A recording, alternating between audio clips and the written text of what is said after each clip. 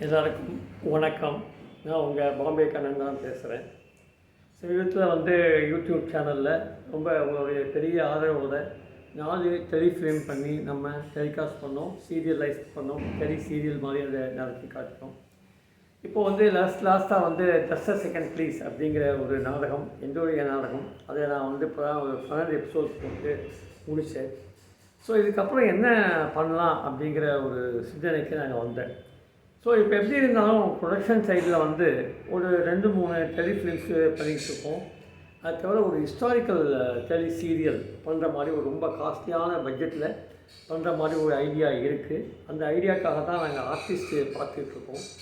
Artist நல்லபடியாக அமைஞ்சு நமக்கு பட்ஜெட்டுக்குள்ளே இருந்ததுன்னா அதை நிச்சயமாக அதை எடுத்து பண்ணலாம் அப்படிங்கிற ஒரு ஐடியா இருக்குது. அதுவும் யூடியூப்பில் நம்ம ஒரு சீரியலைஸ்டாக பண்ணணும் அப்படிங்கிற ஆசை.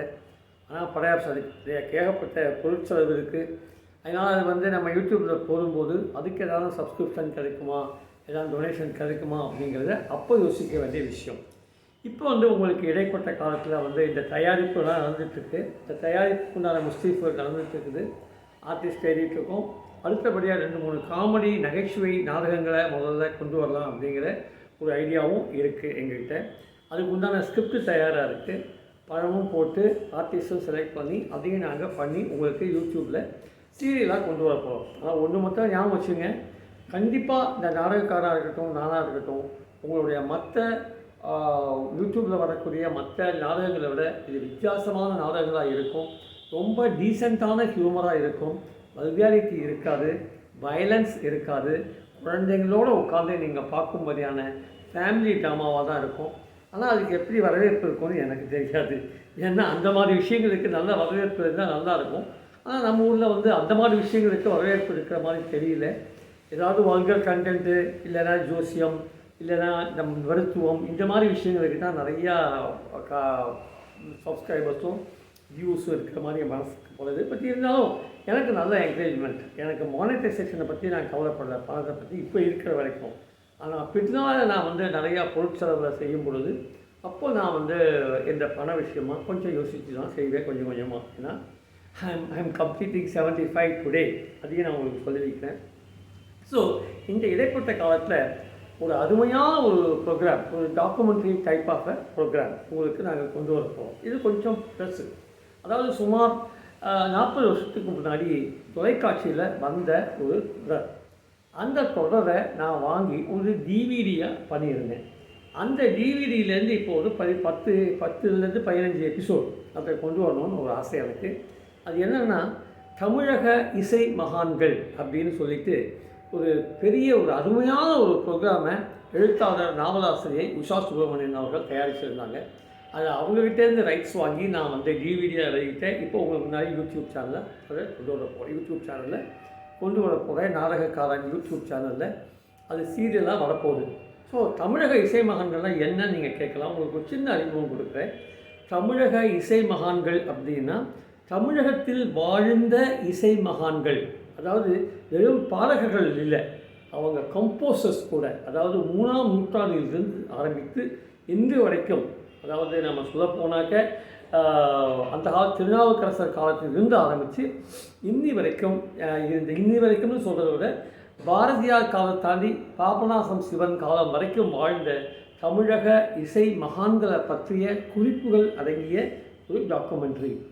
இதை யாராவது இந்த டாக்குமெண்ட்ரியில் பேசியிருக்காங்கன்னு நீங்கள் பார்த்தீங்கன்னா டி.எம். சௌந்தரராஜன், பி.பி. ஸ்ரீனிவாஸ், அப்புறம் நம்ம வயலின் வித்வான் சின்னகுடி வைத்தியநாதன், பிரமிளா குருமூர்த்தி, அப்புறம் இவங்க சுஜாதா விஜயராகவன், வேதவல்லின்னு ஒரு பெரிய சிங்கர் அவங்க, அப்புறம் மகாராஜபுரம் சந்தானம், இப்படி பல பேர், வாணி ஜெயராம், இப்படி பல பேர் அதில் தங்களுடைய கான்ட்ரிபியூஷன்ஸை செஞ்சுருக்காங்க. அவங்களெல்லாம் லைவாக ஷூட் பண்ணி அதில் நம்ம இணைச்சிருக்கோம். நீங்கள் அதை கண்டிப்பாக பார்க்கணும். அதாவது இது எக்ஸ்க்ளூசிவாக எதுவும் கர்நாடிக் மியூசிக் தெரிஞ்சவங்களுக்கு மட்டும், ரசிகர்களுக்கு மட்டுமே அப்படின்னு நினைக்காதீங்க. எல்லோரும், எனக்கு கர்நாடிக் மியூசிக் பற்றி ஒன்றுமே தெரியாது. ஆனால் இந்த ப்ரோக்ராமை பார்த்தப்போ தான் இவ்வளோ விஷயம் இருக்கான்னு எனக்கு அது ஒரு பெரிய ஆர்வம் வந்தது. அதனால தான் தொகுத்து உங்கள்கிட்ட வழங்குறேன். ஸோ நானும் உங்களோட ஐ எம் சேலிங் இந்த சேம் போட்.